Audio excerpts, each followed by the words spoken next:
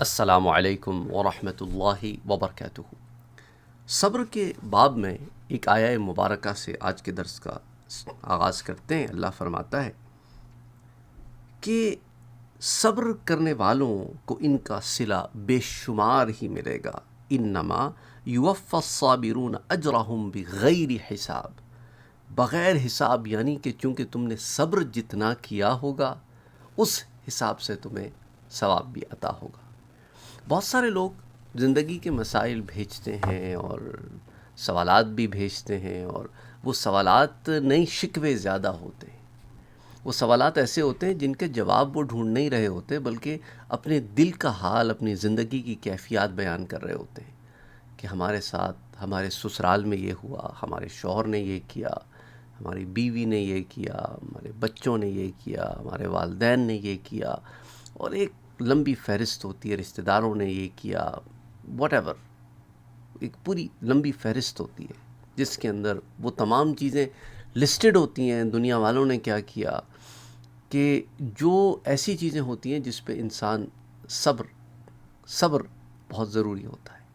اچھا، بعض دفعہ ایسی چیزیں چھن جاتی ہیں جو محبوب ہوتی ہیں، تو اس پر بھی اللہ سبحانہ و تعالیٰ نے کیا کہا ہے کہ جب تم صبر کرتے ہو تو تمہیں اس کا صلہ بے شمار ملے گا۔ اسپیشلی وہ والدین جن کے بچے چھوٹی عمر میں انتقال کر گئے ہیں، وہ تو انشاءاللہ تعالی جنت میں داخل ہوں گے اور شفاعت کر کے آپ کو بھی لے جائیں گے۔ اب آپ صبر کر کے بے شمار نیکیاں کما رہے ہو، بے شمار، اللہ کہتا ہے بے شمار، بغیر حساب۔ تو اس سے آپ اندازہ کریں کہ انشاءاللہ تعالی برزخ اور آخرت کا معاملہ کتنا اچھا ہوگا۔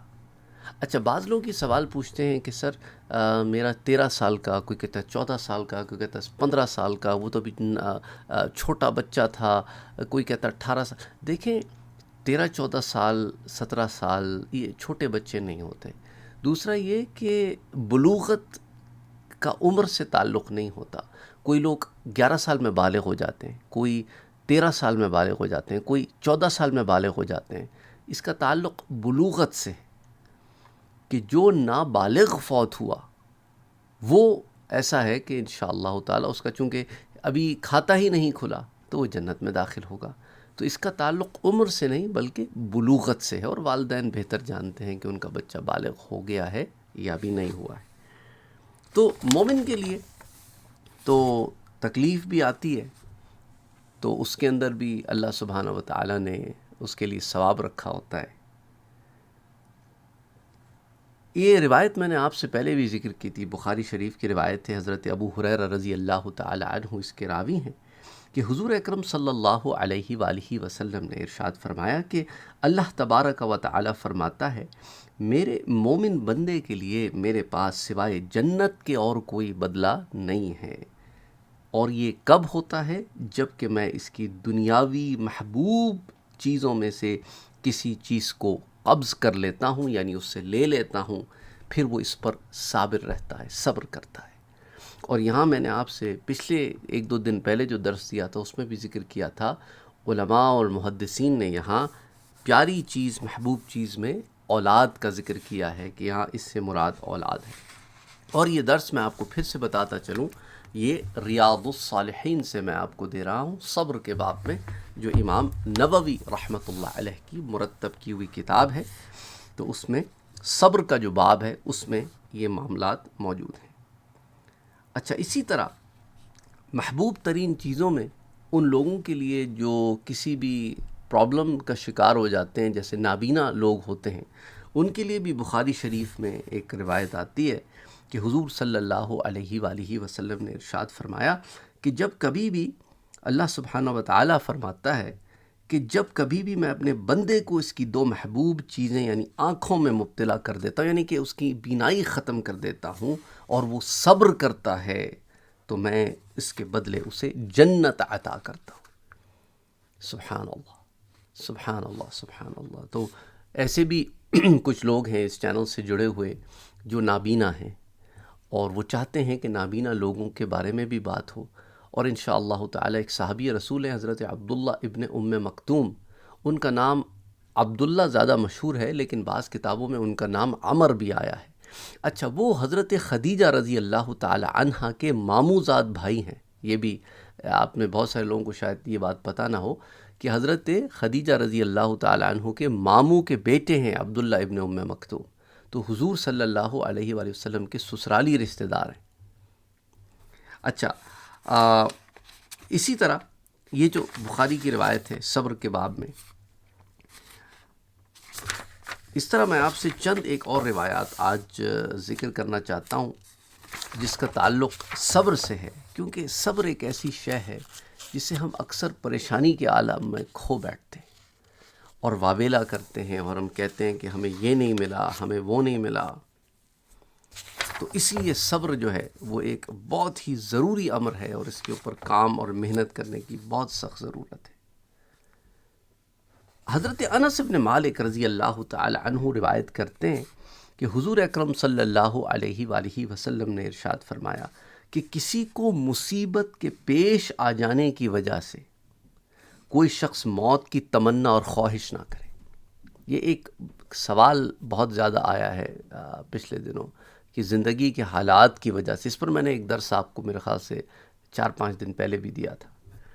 تو اس لیے حضور نے کیا فرمایا کہ کسی کو مصیبت کے پیش آ جانے کی وجہ سے کوئی شخص موت کی تمنا اور خواہش نہ کرے۔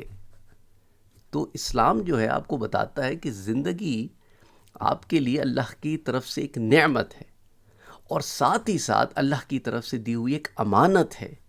اس امانت کی حفاظت کرنا آپ پر لازم ہے۔ ہاں، وہ لوگ جو کچھ ایسے بھی پیشنٹس ہوتے ہیں جو دماغی امراض کا شکار ہو جاتے ہیں اور نتیجتاً اپنی جان لے بیٹھتے ہیں، تو وہ تو ہوش و حواس میں نہیں لیتے نا، وہ تو اپنے شعور میں نہیں لیتے، تو وہ تو ایک الگ معاملہ۔ اس پر میں نے آپ کو بڑا طویل درس دیا تھا۔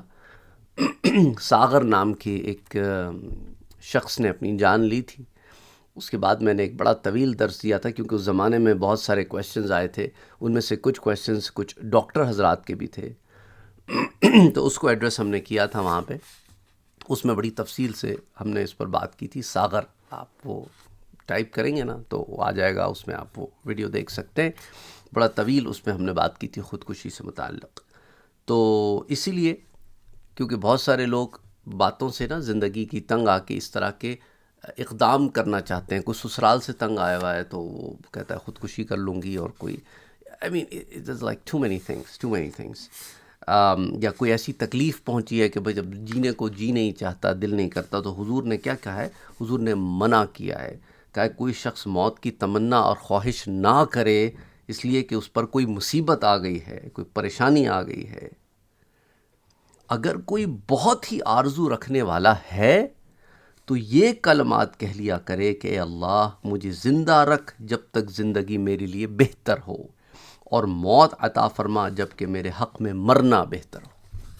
تو حضور نے ساتھ ریمیڈی بھی آپ کو بتا دی، علاج بھی بتا دیا ہے۔ بہت زیادہ اگر برداشت نہیں ہو رہا معاملہ جو ہے، تو یہ دعا کر لو کہ اے اللہ مجھے زندہ رکھ جب تک زندگی میرے لیے بہتر ہے۔ اللہم احیینی ما کانت الحیات خیرا لی، جب تک یہ زندگی میرے لیے خیر ہے، میرے لیے بہتر ہے۔ وتوفنی اذا کانت الوفاة خیرا لی، اور مجھے موت عطا فرما جب کہ میرے حق میں مرنا بہتر ہو۔ اور اللہ سبحانہ و تعالی جو ہے وہی ایک ہستی ہے جو جانتی ہے کہ کس کو کب موت آنی ہے۔ اس کے سوا یہ علم کسی کے پاس نہیں ہے، ملک الموت کے پاس بھی نہیں ہے۔ اسے بھی تبھی بتایا جاتا ہے کہ فلاں کی روح قبض کر لو، اسے بھی اللہ نے علم نہیں دیا۔ تو اس لیے بعض لوگ کہتے ہیں جی اگر کوئی اپنے ہاتھ سے خودکشی کر لیتا ہے تو کیا وہ وقت سے پہلے مر جاتا ہے؟ وقت سے پہلے نہیں مرتا کوئی بھی، یاد رکھو۔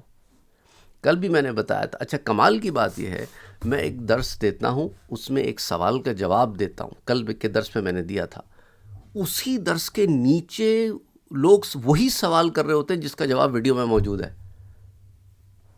مجھے سمجھ نہیں آتی، یا تو لوگ ویڈیو دیکھنے ہیں یا دیکھتے نہیں ہیں، یا پھر بس کوئی لیٹسٹ ویڈیو اس کے نیچے ہم نے اپنا سوال لکھنا ہے بس۔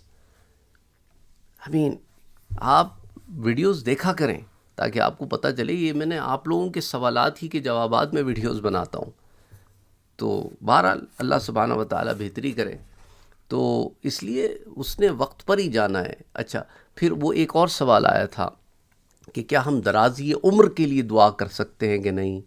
درازی عمر کے لیے دعا کر سکتے ہیں. تو کیا عمر پھر دراز ہو جاتی ہے تو پھر وہ جو تقدیر میں لکھی ہوئی عمر ہے وہ پھر کیا تبدیل ہو جاتی ہے؟ تو پھر تو عمر تبدیل ہو گئی، پھر موت کا وقت آگے ہو گیا. اس کو بڑی تفصیل سے بھی میں نے ایک ویڈیو میں ایڈریس کیا ہے کہ جب موت کا وقت معین ہے تو پھر عمر کی لمبے ہونے کی دعا مانگنے کا کیا فائدہ، یا کوئی عمر درازی کی دعا دے تو اس کا کیا فائدہ. وہ بڑا تفصیل سے وہاں پہ میں نے اس سے ایڈریس کیا ہے. تو وہ بھی ویڈیو آپ دیکھ سکتے ہیں. ساری میں آپ کو ریفرنسز اس لیے دے رہا ہوں کیونکہ ان سب پر میں بڑی تفصیل سے پہلے بات کر چکا ہوں. اور تقدیر کے مسئلے سے متعلق سوالات ہیں تو تقدیر پر بھی ایک پوری پلے لسٹ موجود ہے، وہ بھی آپ وزٹ کر سکتے ہیں. تو بہرحال حضور اکرم صلی اللہ علیہ وآلہ وسلم نے یہ تمام معاملات کے بارے میں ہمیں بہت اچھے طریقے سے، احسن طریقے سے سمجھایا ہے، اگر ہم سمجھنا چاہیں، اگر ہم اس سے ہدایت لینا چاہیں. تو بہرحال میں سمجھتا ہوں پھر آج کا درس یہیں اختتام پذیر کرتے ہیں. 11-12 منٹ کے قریب وقت ہو گیا ہے اس ویڈیو کا. تو پھر انشاءاللہ تعالی اگلی دفعہ کسی اور حدیث مبارکہ یا کچھ اور احادیث مبارکہ کے ذخائر سے انشاءاللہ تعالی علم کے موتی چننے کی طالب علمانہ کوشش کریں گے. اپنا اور اپنوں کا بہت خیال رکھیے گا. مجھ عاجز گناہگار کو اپنی دعاؤں میں شامل رکھیے گا کہ اللہ سبحانہ و تعالی ہم سب کو گناہوں سے بچائے، برائیوں سے بچائے. اور جب گناہ کے خیالات اور احساسات اندر جنم لیں تو اس سے لڑنے کی بھی اللہ سبحانہ و تعالی ہمیں توفیق عطا فرمائے. جیسا کہ کسی شاعر نے کیا خوب کہا ہے، جس کا میننگ کچھ اس طرح نکلتا ہے کہ شیطان سے تو لڑنے کی خواہش مند بہت رہتے ہو، کبھی اپنے آپ سے بھی لڑے ہو، کبھی اپنے نفس سے بھی لڑے ہو، کبھی اسے بھی گناہوں سے روکا ہے، کبھی اسے بھی پچھاڑا ہے، یا پھر باہر ہی اطراف و اکناف میں لڑائیاں ڈھونڈتے رہتے ہو. بہرحال اللہ سبحانہ و تعالی آسانیاں کرے. السلام علیکم ورحمۃ اللہ وبرکاتہ.